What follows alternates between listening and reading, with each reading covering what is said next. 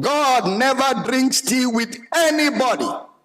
Anybody who says God drank tea with him is a lie. God doesn't drink tea with anybody.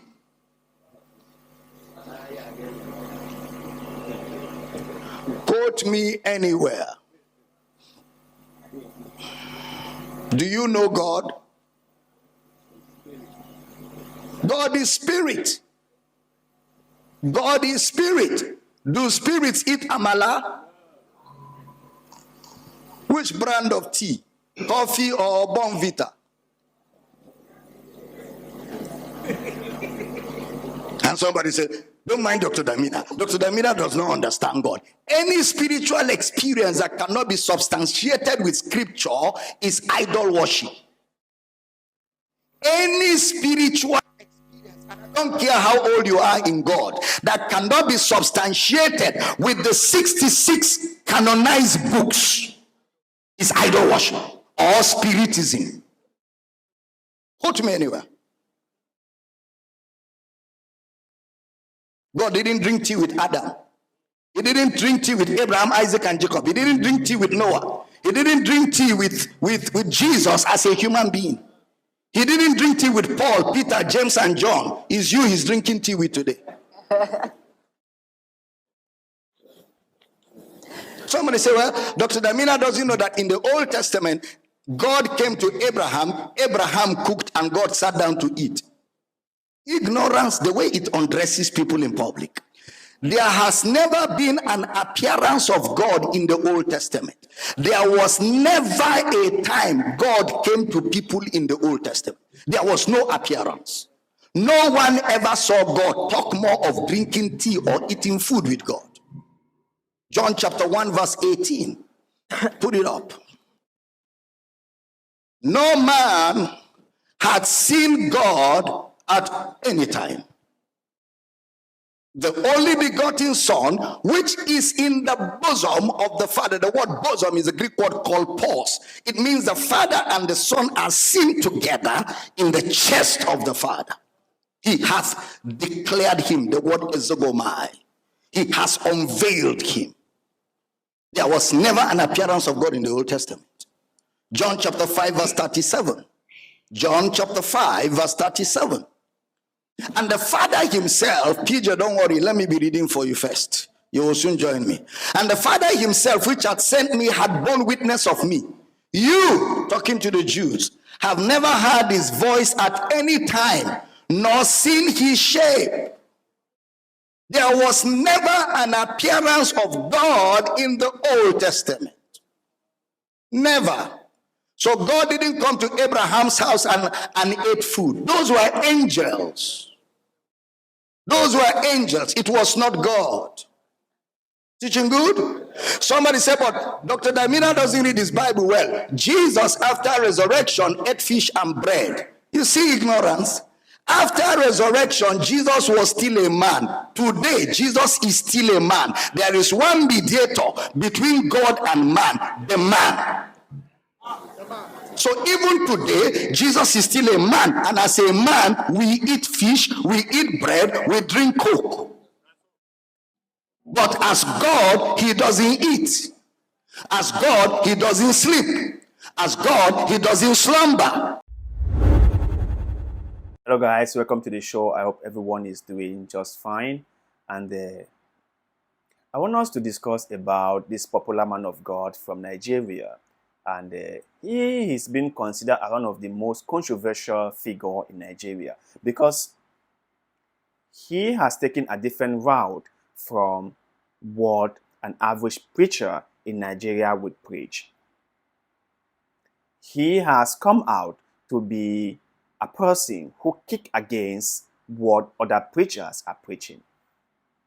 And he said in this video that if anyone told you that they drank tea with God, they are nothing short of liars.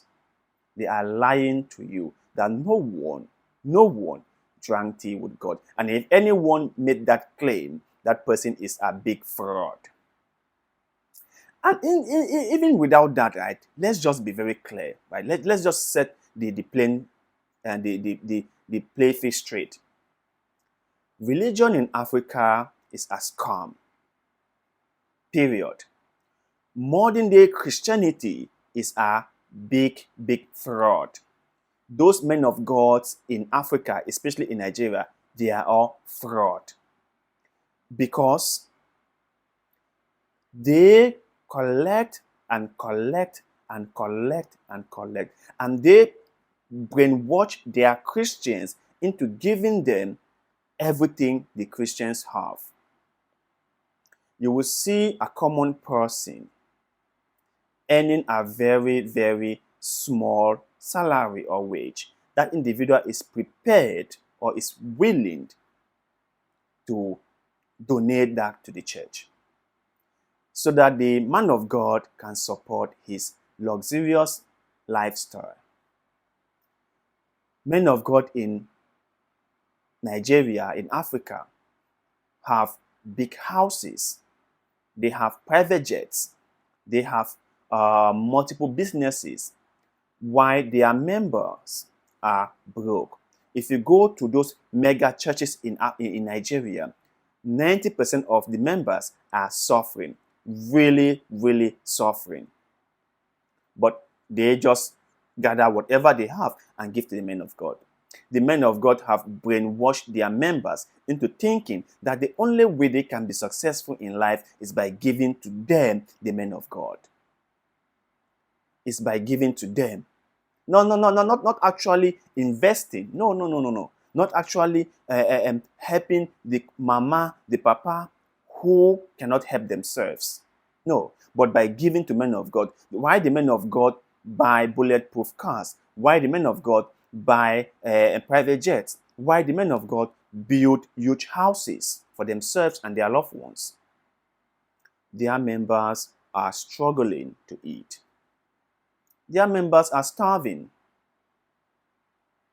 Their members are going hungry day in, day out. But for some reason, it's okay to them because the men of God will willfully collect the money that these members are giving to them. They have no pity for these people. Because if you love someone, right, if you really love someone, you want to see them succeed. If you are not as calm artists, you will want to see people succeed. But if you keep on collecting and collecting and creating stories and bringing all sorts of revelations and prophecies and all sorts of things just to deceive your members into giving you their hard-earned money, what says about you? What kind of person are you really? What kind of person you really are? You should ask yourself that question. And for the members, I really do not blame them that much. I really do not blame them that much. Because if you look through the African society, most people do not have enough knowledge about the so-called modern day Christianity. Many people have been fooled into thinking that going to these mega churches, devoting your life to the church, giving all your hard-earned money to men of God to buy private jets is what would make you successful. It's what will solve all your problems. And I always keep on asking this question, at least those who came across my video or those who want to challenge me with their religion.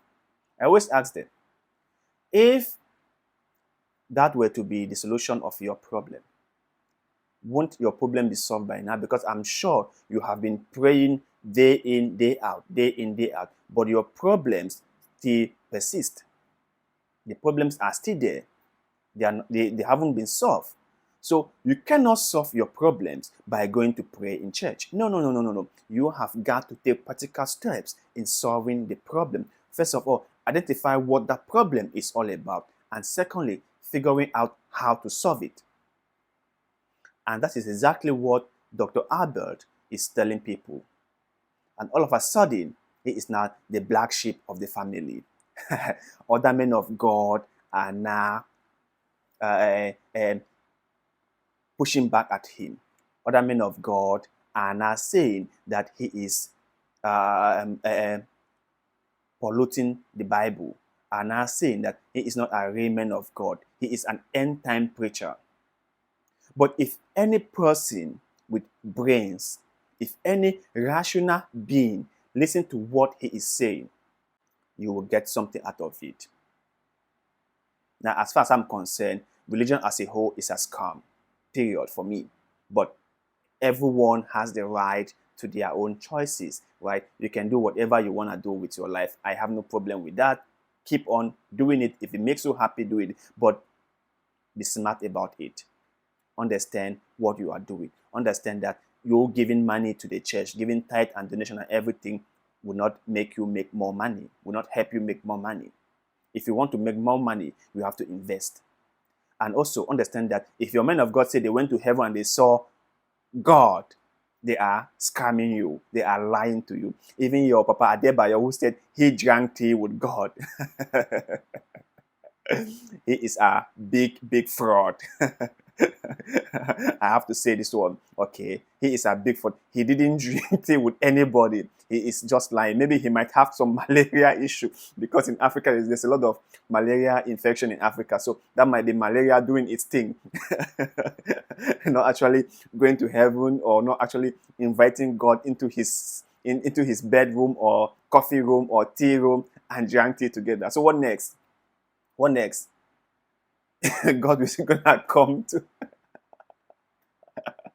Anyway, story for another day. But my point is, be smart, okay? Be smart. Pray if you may. Believe if you may, but be smart about it. Do not let people take you for granted. That's just what I had to say. But you guys out there, what is your view about Dr. Abel Damina? What is your view about him? Do you think that he is being pragmatic with his teachings, or he is just trying to fool us as the other men of God want us to believe?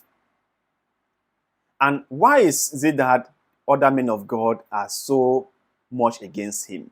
Is it because he is exposing their lies, or is it because he is a big fraud and a liar? Share that thought with us in the comment section below, because like always, we love hearing what you have to say.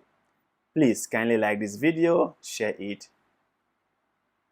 leave us a comment below, and most importantly, subscribe to this channel, because we really do appreciate it. Thank you very much for doing just that. And like always, see you in the next one. Take care. Goodbye.